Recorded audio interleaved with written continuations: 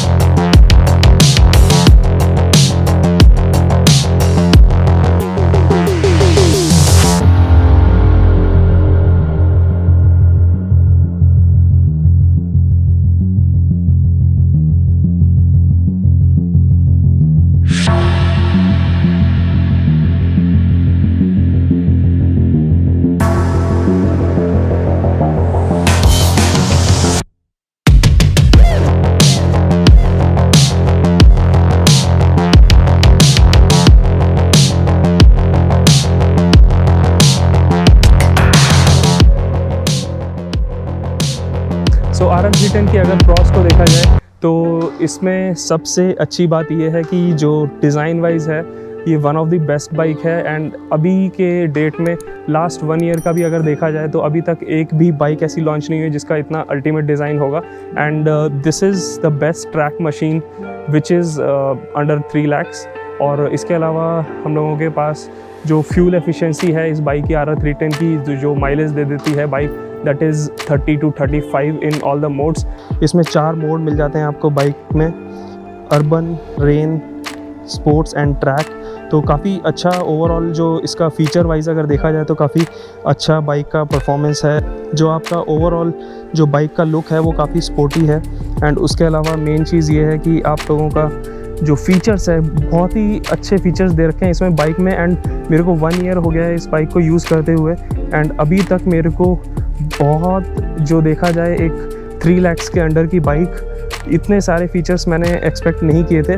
और मतलब देखा जाए तो जो बाइक है वो लॉन्ग टूर के लिए भी अच्छी है। एंड मेन बात ये आ जाती है कि आपकी अगर स्पीड की बात की जाए तो क्रूजिंग स्पीड आपकी इसमें लगभग 140 to 150 आप इजीली क्रूज़ कर सकते हो इस बाइक में। That is also good. So जो इस बाइक की एक अच्छी बात यह है कि आप इसको अराउंड 600 किलोमीटर्स की लॉन्ग राइड के लिए ईजिली लेके जा सकते हो। अगर आप ज़्यादा सामान कैरी नहीं कर रहे हो, वैसे भी 600 किलोमीटर्स की राइड के लिए इतना ज़्यादा सामान रिक्वायर्ड नहीं होता है। एक बैकपैक और यहाँ पे आपका लग जाता है tank bag, which is quite enough for 2-3 days trip. और उसके अलावा अगर आप लोगों को लॉन्ग राइड करना है then you can buy a saddle bag for this one, और वो भी एक अच्छा ऑप्शन मिल जाता है। बाइक का कंफर्ट लेवल है वो कंपेयर किया जाए अगर KTM RC 390 जो कि ऑलमोस्ट सिमिलर प्राइस में आ जाती है, उसके हिसाब से अगर कंफर्ट देखा जाए तो इसका एग्रेसिव पॉस्चर नहीं है। एग्रेसिव पॉस्चर में आप अगर लॉन्ग राइड करते हो तो आप लोगों को बैक पेन का इशू आ जाता है। तो इस वाली बाइक में ऐसा है कि आपका थोड़ा सा स्ट्रेट पॉस्चर है जो लॉन्ग राइड के लिए आप लोगों को कंफर्टेबल पड़ता है एंड आपको बैक पेन नहीं होता है अगर आप लॉन्ग राइड पे भी जा रहे हो। और इसकी मैंने अभी तक लास्ट 1 साल में ऐसी बाइक लॉन्च होते हुए नहीं देखी है, क्योंकि आप जितनी भी बाइक्स को अगर कंपेयर करोगे तो इसका one of the best design है। एंड प्लस एक टोटल ट्रैक मशीन है। आपकी जो स्पीड देखी जाए, इंजन परफॉर्मेंस देखी जाए, सो वो सारी ही चीज़ें अगर आप कंसीडर करोगे, so this is the best bike with in 3 lakhs। आप लोगों को बैंगलोर में ये बाइक 3.10 की पड़ेगी, बट अदर सिटीज़ में अगर आप लोगों को बाइक बाई करनी है then it will cost you within 3 lakhs। इसके अलावा अगर आपका जो TVS ने जो सर्विस दी है वो काफ़ी अच्छी है। टीवीएस का सर्विस आप लोगों को, मेरे को आप लोगों ने जैसे कि पिछले कुछ व्लॉग्स में देखा होगा कि इनिशियल जो मेरे को बाइक का इशू आ रहा था ECU क्लस्टर का, मेरे को रेगुलरली जो ECU अपडेट्स हैं वो सब मिलते रहे हैं, जो कि एक अच्छी बात है कि टीवीएस के जो भी कस्टमर्स हैं उनको सेटिस्फेक्शन है इस चीज़ का। तो इस बाइक की अगर टॉप स्पीड की बात की जाए तो टॉप स्पीड आप लोगों को मिल जाती है इस बाइक में अराउंड 170 किलोमीटर पर आवर, जो कि एक 300 सीसी बाइक के लिए काफ़ी अच्छा रहता है। एंड उसके अलावा आपको फ्यूल एफिशिएंसी जो अगर देखी जाए इस बाइक की काफ़ी अच्छी है। 30 to 35 किलोमीटर पर लीटर का माइलेज है इसका। एंड आप जिस भी राइडिंग मोड्स में, अगर जैसे स्पोर्ट्स और ट्रैक मोड में अगर आप राइड करते हो, देन जो इंजन का परफॉर्मेंस है आपको वो फुल परफॉर्मेंस आप इसका यूटिलाइज़ कर पाते हो। सो आप लोगों को बाइक के प्रॉस तो पता ही लग गए हैं। एंड इसके अगर कॉन्स की बात की जाए तो मेरे को जहाँ तक फील हुआ है जब मैंने लॉन्ग राइड्स पे या फिर सिटी में अगर मैंने इसके मैप्स को कनेक्टेड किया है, क्योंकि मैं TVS कनेक्ट जो कि प्ले स्टोर में अवेलेबल रहता है उसके थ्रू मैं बाइक का जो डिस्प्ले है उसमें मैं अपना जो मैप्स है उसका डायरेक्शन देख सकता हूँ। एंड उसमें मेरे को एक कनेक्टिविटी इशू आया है। And apart from that maps की जो डायरेक्शन है वो काफ़ी क्लियर नहीं है। सो आप पॉइंट टू पॉइंट डायरेक्शन आप लोगों को नहीं मिलता है जैसे कि हम लोग गूगल मैप्स में देख सकते हैं। उसके लिए सॉल्यूशन ये है कि आप एक मोबाइल होल्डर लगा सकते हो, बट आई डोंट प्रेफर, क्योंकि हम लोग जब हाई स्पीड्स में होते हैं then I don't want any distraction, जो कि अगर आप कहीं भी मोबाइल अपना सामने लगाते हो वो चीज़ आप लोगों को बेसिकली डिस्ट्रैक्ट करती है, विच इज़ नॉट गुड। उसके अलावा अगर आपको देखा जाए तो एक और इशू बाइक में ये है कि आप लोग अगर कभी भी राइड कर रहे हो अर्बन या फिर रेन मोड में, तो आप लोगों का अगर एक्सेलरेशन कम है देन ये इंजन स्टेल का इसमें प्रॉब्लम आ जाता है कभी कभी। अगर आप एक्सेलरेशन बराबर रख रहे हो तो आप लोगों को ये इशू नहीं फेस करना पड़ेगा। तो ये सारी चीज़ें होगी। कॉन्स बाइक में ज़्यादा नहीं है। मेरे को मैक्सिमम अगर इस बजट में देखा जाए तो मेरे को इस बाइक में प्रॉस जितने हैं वो और किसी भी बाइक में नहीं मिलेंगे। सो अगर आपको बाइक की मेंटेनेंस की बात की जाए तो मेंटेनेंस पे मेरे को ईयरली हार्डली मेरे को स्पेंड करना पड़ता है 15,000 रुपीज़, क्योंकि आप लोगों का जो सर्विसिंग है अगर आप मैक्सिमम लेके चलते हो then it will cost you somewhere around 5,000। Bike की अगर सर्विसिंग की बात की जाए तो सर्विसिंग मैंने बाइक की फर्स्ट सर्विस कराई थी 1500 किलोमीटर्स कंप्लीट करने पे। एंड उसके अलावा जो सेकंड सर्विस हुई थी मेरी वो हुई थी 6,000 किलोमीटर्स पे। तो बाइक सर्विसिंग TVS की काफ़ी अच्छी है। आप लोगों को ज़्यादा स्पेंड नहीं करना पड़ता है। आप लोगों को हार्डली फर्स्ट सर्विस जो पड़ेगी वो पड़ेगी अराउंड 500 to 700 रुपीज़, और जो आप लोगों को सेकंड सर्विस पड़ेगी जो कि आप लोगों की 6,000 पे होती है, उसमें इंजन ऑयल चेंज होता है। और अगर कुछ बाकी चीज़ें कमी लगती, अगर बाकी चीज़ें ख़राब हुई होती हैं तो उसके अकॉर्डिंगली आप लोगों को प्राइस लगेगा। वो भी मैक्सिमम जाता है 1000 to 1500।